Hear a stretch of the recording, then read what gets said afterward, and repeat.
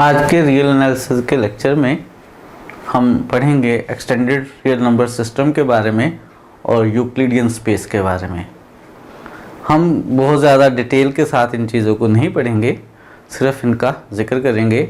Specially Euclidean space के बारे में हम चीज़ें प्रूफ बिल्कुल भी नहीं करेंगे, सिर्फ जिक्र करेंगे। इनका हमने आगे इस्तेमाल करना है। यूक्लिडियन स्पेस को आप डिटेल के साथ पढ़ेंगे मैट्रिक्स स्पेसेस के अंदर और फंक्शन एनालिसिस के अंदर।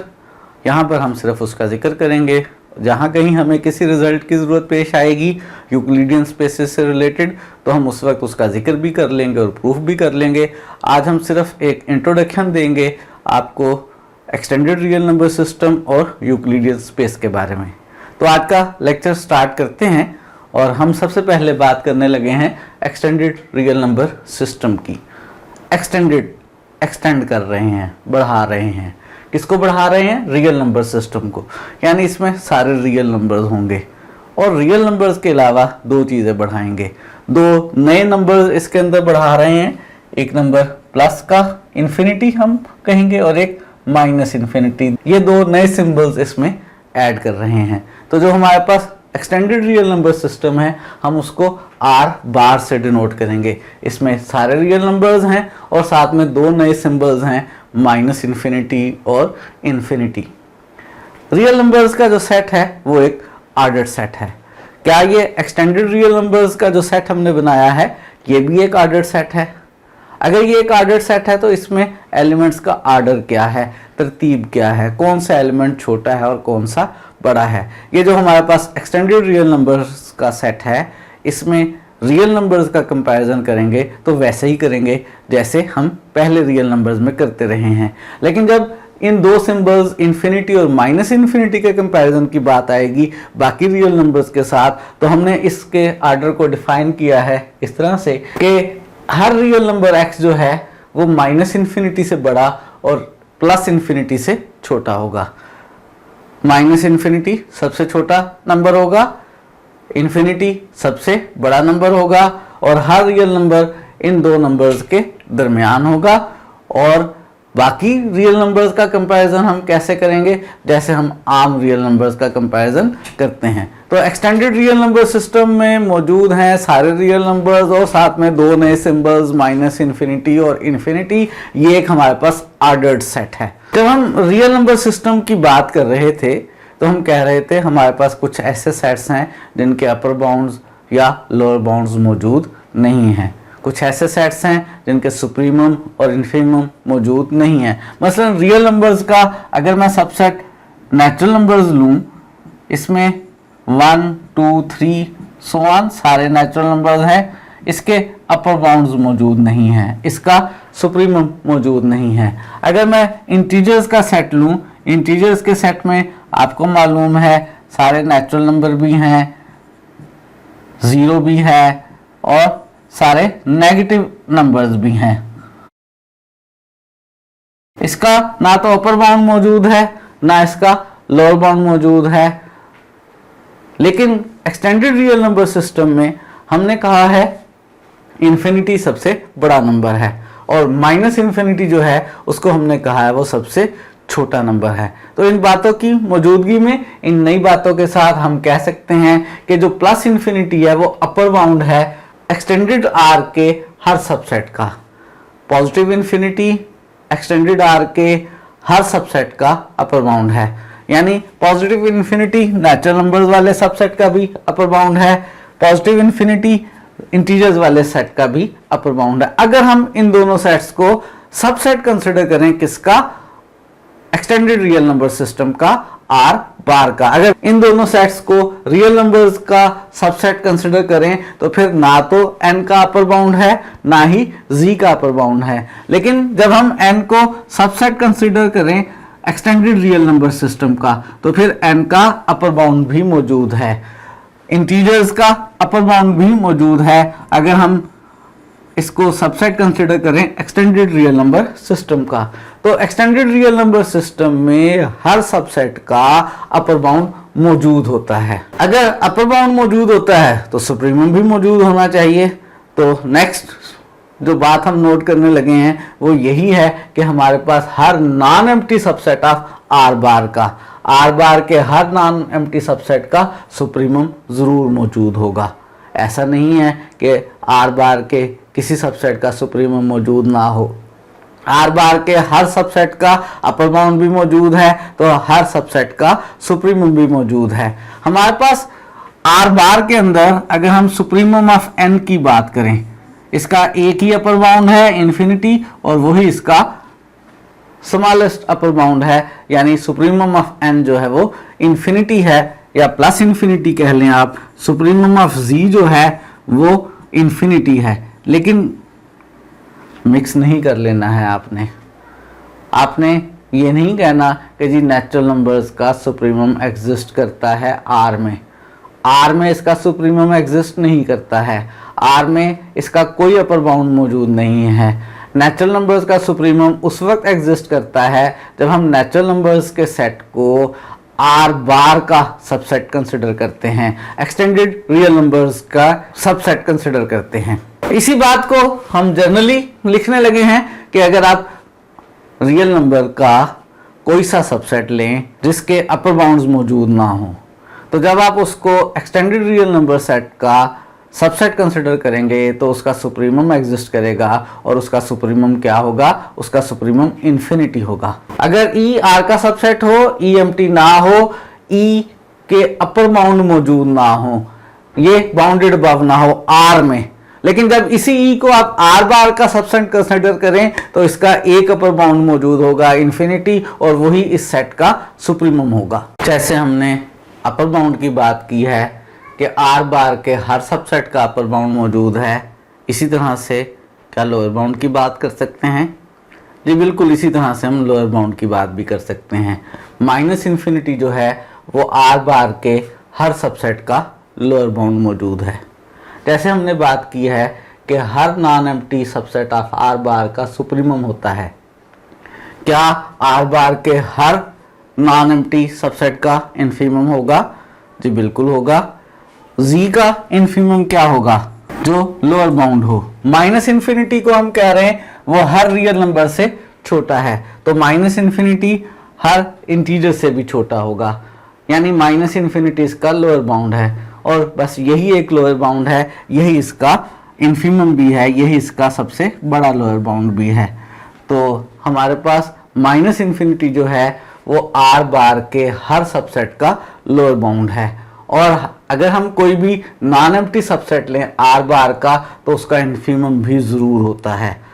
अगर उसका इन्फीमम आर के रेफरेंस से मौजूद है तो ठीक है, अगर उसका इन्फीमम आर के रेफरेंस से नहीं मौजूद है तो फिर उसका इन्फीमम क्या होगा? फिर उसका इन्फीमम माइनस इन्फिनिटी होगा। जब भी हम आर का ऐसा सबसेट लेंगे जो एम्प्टी ना हो और बाउंडेड बिलो भी ना हो, तो फिर आर में तो उसका इन्फीमम नहीं मिलेगा, आर में तो उसका लोअर बाउंड भी नहीं मिलेगा, लेकिन आर बार में उसका इन्फीमम मिलेगा, बार में उसका लोअर बाउंड मिलेगा। इन्फीमम जो है आर बार में ऐसे सबसेट का माइनस इन्फिनिटी होगा। तो आर बार, हमने एक्सटेंडेड रियल नंबर सिस्टम की बात की है, हमने एक्सटेंडेड रियल नंबर सिस्टम में क्या ऑर्डर रखा है कि हर रियल नंबर पॉजिटिव इन्फिनिटी से छोटा और हर रियल नंबर माइनस इन्फिनिटी से बड़ा है। आर बार में हमने सारे रियल नंबर्स रखे हैं और दो नए सिंबल्स ऐड किए हैं, माइनस इन्फिनिटी और इन्फिनिटी। आर बार को हम ऐसे भी कह सकते हैं कि ये क्लोज्ड इंटरवल है माइनस इन्फिनिटी से लेकर इन्फिनिटी तक का। आर बार एक ऑर्डर्ड सेट है, आर बार के अंदर हमारे पास हर सेट का अपर बाउंड जरूर मौजूद होता है, आर बार के अंदर हर नॉन एम्प्टी सबसेट का सुप्रीमम जरूर मौजूद होता है, आर बार के अंदर हर वो non empty subset of R जिसका अपर बाउंड मौजूद ना हो, आर बार में उसका सुप्रीमम जो है वो प्लस इन्फिनिटी होता है। और इसी तरह की बातें इन्फीमम और लोअर बाउंड के बारे में भी हैं। हमें मालूम है कि रियल नंबर्स का जो सेट है वो फील्ड है। क्या एक्सटेंडेड रियल नंबर्स का सेट भी एक फील्ड है? एक्सटेंडेड रियल नंबर्स के सेट को हमने ऑर्डर्ड सेट तो बना लिया है, और ऐसा ऑर्डर्ड सेट बना लिया है जिसके हर नॉन एम्प्टी सबसेट का सुप्रीमम भी मौजूद है और इन्फीमम भी मौजूद है। क्या एक्सटेंडेड रियल नंबर्स का जो सेट है वो फील्ड भी है? नहीं, एक्सटेंडेड रियल नंबर्स का सेट जो है वो फील्ड नहीं है। इसमें हमें इन्फिनिटी और माइनस इन्फिनिटी के जो मल्टीप्लिकेटिव इन्वर्सेस हैं वो नहीं मिलते हैं। हाँ, एक्सटेंडेड रियल नंबर्स के सेट में इन्फिनिटी और माइनस इन्फिनिटी के साथ एडिशन और मल्टीप्लिकेशन के कुछ रिजल्ट्स हमने बनाए हैं, कुछ कन्वेंशंस हमने बनाई हैं, उनको हम नोट कर लेते हैं। वो कन्वेंशंस क्या हैं हमारे पास एक्सटेंडेड रियल नंबर सेट में? सबसे पहली कन्वेंशन ये है कि किसी भी रियल नंबर में अगर आप इन्फिनिटी ऐड करेंगे तो आंसर इन्फिनिटी ही आ जाएगा। किसी भी रियल नंबर में अगर आप माइनस इन्फिनिटी ऐड करेंगे तो आंसर माइनस इन्फिनिटी आ जाएगा। किसी भी रियल नंबर को इन्फिनिटी से या माइनस इन्फिनिटी से डिवाइड करेंगे तो ज़ीरो आ जाएगा। इसका स्पेशल केस आप कह सकते हैं कि अगर मैं ज़ीरो को इन्फिनिटी से डिवाइड करूंगा तो भी ज़ीरो आ जाएगा, अगर मैं ज़ीरो को माइनस इन्फिनिटी से डिवाइड करूंगा तो भी ज़ीरो आ जाएगा। ये हमारी कन्वेंशंस हैं। इन कन्वेंशंस के पीछे कोई ना कोई लॉजिक भी ज़रूर है, लेकिन हम उस लॉजिक की डिटेल में नहीं जा रहे हैं। इसी तरह से अगर हम इन्फिनिटी में इन्फिनिटी ऐड करें तो इन्फिनिटी आ जाएगा, माइनस इन्फिनिटी में माइनस इन्फिनिटी ऐड करें तो माइनस इन्फिनिटी आ जाएगा, और हमारे पास x ग्रेटर देन ज़ीरो हो, एक्सटेंडेड रियल नंबर सिस्टम में हो, यानी ग्रेटर देन ज़ीरो का मतलब है ये रियल नंबर है या इन्फिनिटी है। अगर ये x extended real number system में है तो x ग्रेटर देन ज़ीरो का मतलब है या ये पॉजिटिव रियल नंबर है या ये इन्फिनिटी है। अगर किसी पॉजिटिव रियल नंबर से इन्फिनिटी को मल्टीप्लाई करें तो क्या होगा? पॉजिटिव रियल नंबर से इन्फिनिटी को मल्टीप्लाई करने पे इन्फिनिटी ही आ जाएगा, और पॉजिटिव रियल नंबर से माइनस इन्फिनिटी को मल्टीप्लाई करने पे माइनस इन्फिनिटी ही आ जाएगा। और इसका स्पेशल केस आप कह सकते हैं कि जब आप इन्फिनिटी को पॉजिटिव इन्फिनिटी से मल्टीप्लाई करेंगे तो आंसर इन्फिनिटी ही आ जाएगा। आप बाज़ का पॉजिटिव साइन लिखते हैं, इन्फिनिटी के साथ बाज़ का नहीं लिखते, नहीं लिखेंगे तो कंफर्म होगा कि पॉजिटिव इन्फिनिटी ही है। अगर आप इन्फिनिटी को माइनस इन्फिनिटी से मल्टीप्लाई करेंगे तो हमारे पास आंसर माइनस इन्फिनिटी आएगा। अगर इनके लॉजिक के पीछे जाना चाहते हैं, लॉजिक को जानना चाहते हैं, तो आप सेट थ्योरी को पढ़ें। सेट थ्योरी के अंदर ये रिजल्ट्स हमने बनाए हुए हैं कि इन्फिनिटी इंटू इन्फिनिटी इन्फिनिटी हुआ करता है। कुछ और रिजल्ट्स देखते हैं, गैस करें ज़रा। अगर x नेगेटिव नंबर हो तो क्या होगा? अगर x negative extended real number हो, यानी ज़ीरो से छोटा हो, और एक्सटेंडेड होने का मतलब है ये माइनस इन्फिनिटी भी हो सकता है, और आप इससे किसी इन्फिनिटी को मल्टीप्लाई करें तो जैसे आम हालात में साइन चेंज हो जाता है। अगर हम नेगेटिव एक्सटेंडेड रियल नंबर से इन्फिनिटी को मल्टीप्लाई करेंगे तो माइनस इन्फिनिटी आ जाएगा, और जब माइनस इन्फिनिटी से मल्टीप्लाई करेंगे तो प्लस इन्फिनिटी आ जाएगा। और चूंकि मैं एक्सटेंडेड रियल नंबर्स की बात कर रहा हूँ तो x अगर ज़ीरो से छोटा है तो ये माइनस इन्फिनिटी भी हो सकता है, यानी इसका स्पेशल केस है कि अगर मैं माइनस इन्फिनिटी से प्लस इन्फिनिटी को मल्टीप्लाई करूंगा तो जैसे ऊपर था माइनस इन्फिनिटी आ जाएगा, और अगर मैं माइनस इन्फिनिटी को माइनस इन्फिनिटी से मल्टीप्लाई करूंगा तो मेरे पास प्लस का इन्फिनिटी आ जाएगा। ये हमने कुछ कन्वेंशंस बनाई हैं एक्सटेंडेड रियल नंबर सिस्टम्स में, इनको हम याद रखेंगे। कुछ और क्वेश्चंस हो सकते हैं आपके जहन में पैदा हो रहे हों कि इन्फिनिटी माइनस इन्फिनिटी क्या होगा, इन्फिनिटी ओवर इन्फिनिटी क्या होगा, ज़ीरो इंटू इन्फिनिटी क्या होगा। लेकिन ये ऑपरेशंस हम इसमें डिफाइन नहीं कर सके हैं। ये चीज़ें एक्सटेंडेड रियल नंबर सिस्टम के अंदर भी अनडिफाइन ही है। एक्सटेंडेड रियल नंबर सिस्टम के अंदर याद रहे आपको कि infinity minus infinity, zero into infinity, zero into minus infinity, infinity over infinity, ये एक्सटेंडेड रियल नंबर सिस्टम में भी अनडिफाइंड हैं। और इन्हीं की वजह से आप कह सकते हैं कि जो एक्सटेंडेड रियल नंबर सिस्टम है वो एक फील्ड नहीं है। अगर एक्सटेंडेड रियल नंबर सिस्टम एक फील्ड होता तो इन्फिनिटी माइनस इन्फिनिटी का भी कोई आंसर होना चाहिए था, ज़ीरो इंटू इन्फिनिटी का भी कोई आंसर होना चाहिए था, लेकिन ये आंसर्स हमारे पास मौजूद नहीं हैं, इनको हम डिफ़ाइन नहीं कर सके हैं अभी तक। इसलिए एक्सटेंडेड रियल नंबर्स का जो सिस्टम है वो एक फील्ड नहीं है। ये हमने चंद बातें सीखी हैं एक्सटेंडेड रियल नंबर सिस्टम के बारे में। इन बातों को आप याद रखेंगे। नेक्स्ट क्लासेस में आपको इस्तेमाल करना होगा एक्सटेंडेड रियल नंबर सिस्टम का, लेकिन फिलहाल हमारी सारी स्टडीज़ जो हैं वो रियल नंबर सिस्टम तक ही रहेंगी। मज़ीद जो नेक्स्ट चैप्टर्स में हम चीज़ें पढ़ेंगे वो सिर्फ रियल नंबर सिस्टम्स के बारे में पढ़ेंगे। एक्सटेंडेड रियल नंबर सिस्टम के बारे में बस इतना ही। और अब हम चंद बातें करेंगे यूक्लिडियन स्पेस के बारे में।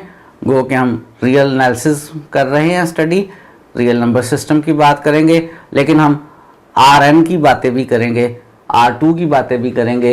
यूक्लिडियन स्पेस क्या होती है, अगर हम कोई नेचुरल नंबर ले लें और सेट Rn बनाएं।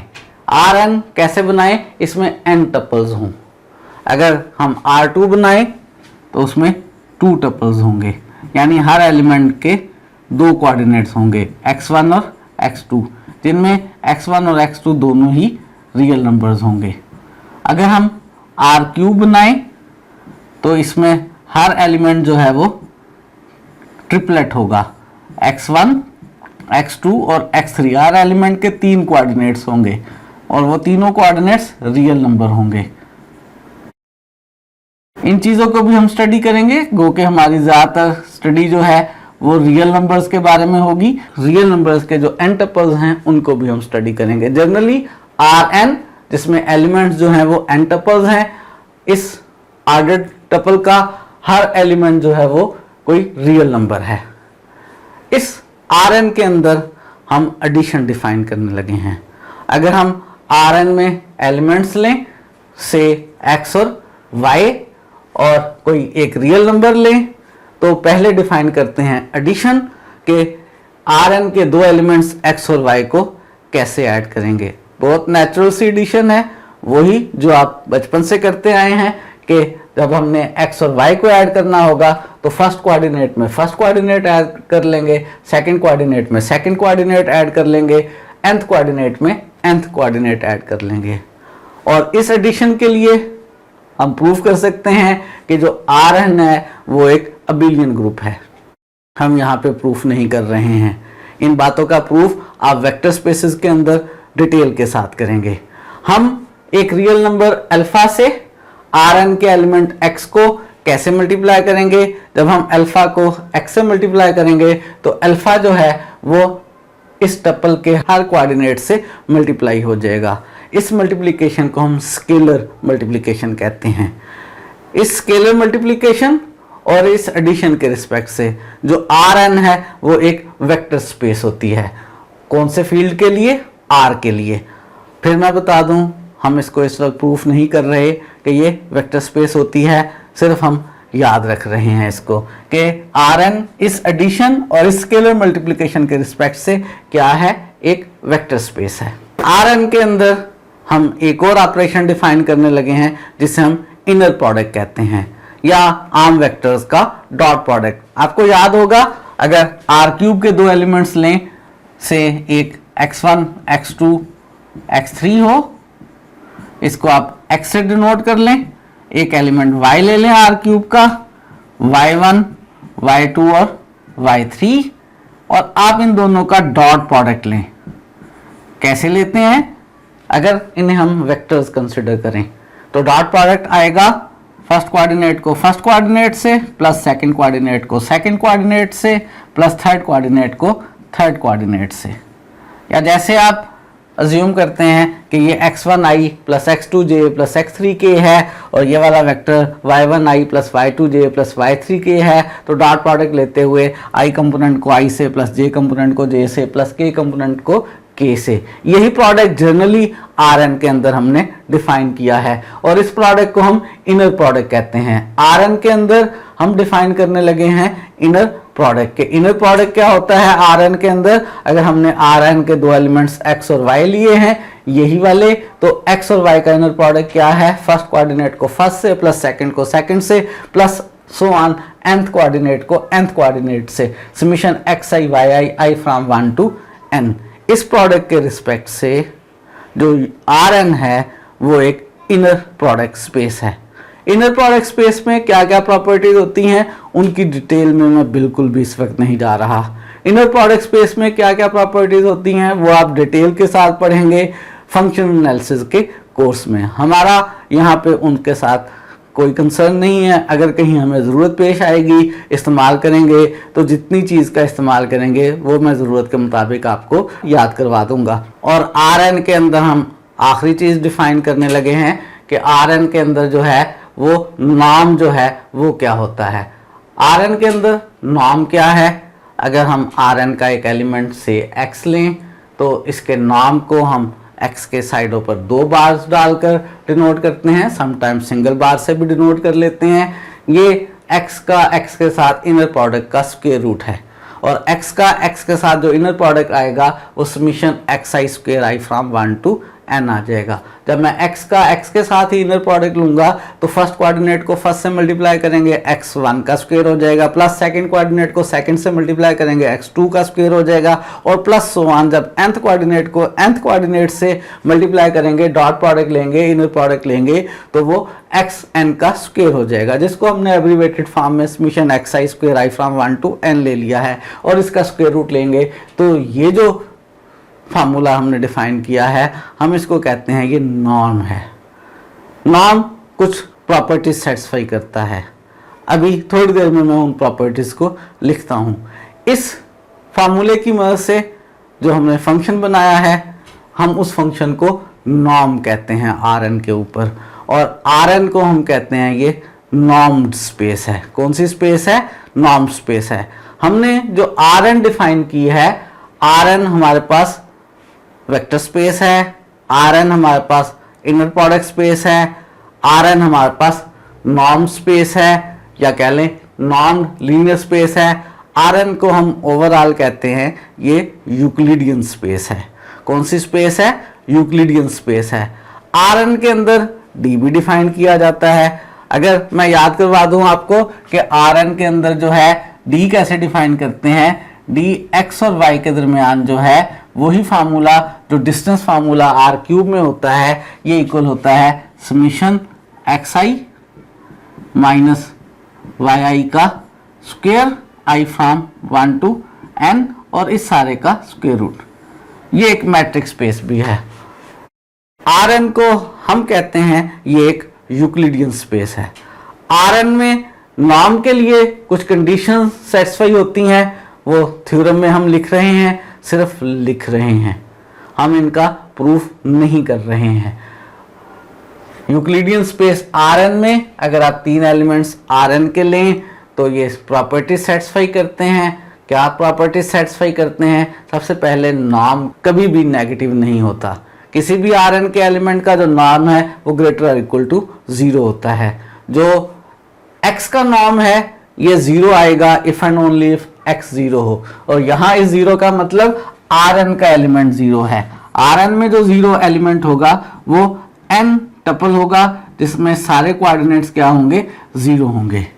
और इसके अलावा जो प्रॉपर्टी है कि अल्फा x का अगर आप नॉर्म कैलकुलेट करें तो वो अल्फा का मॉडुलस इनटू x का नॉर्म होगा। अल्फा हमारे पास कोई सा रियल नंबर है, और हमारे पास नेक्स्ट प्रॉपर्टी जो है वो क्या है कि एक्स वाई का जो इनर प्रोडक्ट का मॉडुलस है वो lesser equal to X norm into Y norm है। और ट्राइंगुलर इनइक्वालिटी जो मैट्रिक्स स्पेसेस में होती है कि एक्स प्लस वाई का norm lesser equal to X norm plus Y norm है।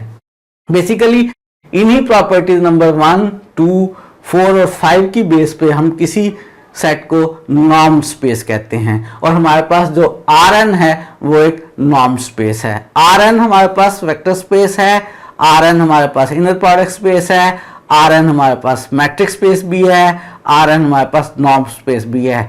Rn को हम यूक्लिडियन स्पेस कहते हैं।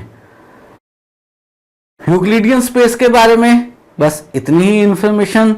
जैसे जैसे हम चीज़ों को इस्तेमाल करेंगे, हमें किसी चीज़ के इस्तेमाल की ज़रूरत पेश आएगी तो मैं आपको याद करवा दूंगा। नॉर्म स्पेसेस को, इनर प्रोडक्ट स्पेसेस को आप डिटेल के साथ पढ़ेंगे फंक्शनल एनालिसिस के कोर्स में।